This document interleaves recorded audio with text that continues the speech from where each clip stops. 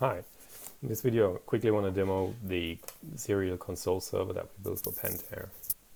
Reason for building is that we needed access to multiple devices in our data center using the console port.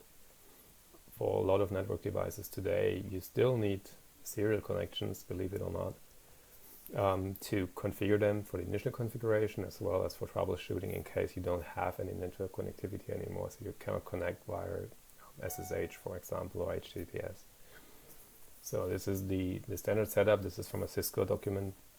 You have a laptop, you have a serial cable connected to it and run it to the switch to the console port. Most of them laptops today don't have the serial port anymore, so we use USB to serial for it.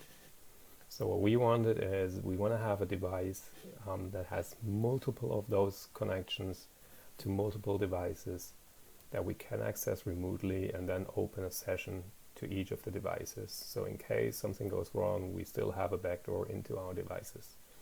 There are commercial products available for it, but they're pretty expensive, and the technology behind this is not that difficult, so we decided to do it on our own. We did utilize a couple of existing open source projects to realize it. We started off with a serial port to network proxy. So we brought that serial connection into the network. This one is unfortunately using Telnet, which is not encrypted. So, but that's in our case not a big deal because the Telnet stays totally on the box. It never leaves the box and cannot be accessed from the outside at all. So for each of the COM ports, we have a Telnet session on a given port, so we can access that console session on that Telnet. On top of that, we installed something called Guacamole. It's an Apache project that is basically a remote desktop server. You can see all you need is an HTML5 browser, and then you have a servlet container. In our case, that's Tomcat running the Guacamole, and then you have a daemon on the local machine that does the work and brings the remote desktop protocols. Telnet is not mentioned here, but it's also supporting it into that container. So this is how our setup works. You can have more or less unlimited COM ports on the box. In my demo I only have one because I'm running it out of a virtual machine. We did some testing with real hardware as well. We used Intel NUCs for it. That worked pretty well.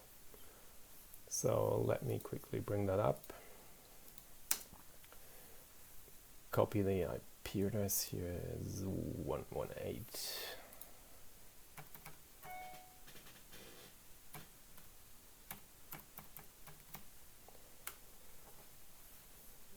Yeah, I use a self-signed certificate, so I need to add an exception for it. This is what you're presented with. Username and logon, password. If you type it incorrect, you're here. The authentication can be done using LDAP. I didn't implement it. Might be a bit of work to do it. So it's a local user, and each user does have connections defined. As you did see in the picture before, this could be an RDP session, VNC or other. So SSH or Telnet are supported out of the box as well. You see here I have two connections. Actually only one is working because I only have one USB to serial attached to my host, which I passed through to the virtual machine. So we simply click on that one and it opens a new window, and here we are. We are on the console of a Cisco router in this case, which we now can completely use. Cut and paste is not really working here, but for basic troubleshooting that should be fine. So you now have access, even if the device is completely messed up and not booting anymore, you could see what's happening on this screen via the network.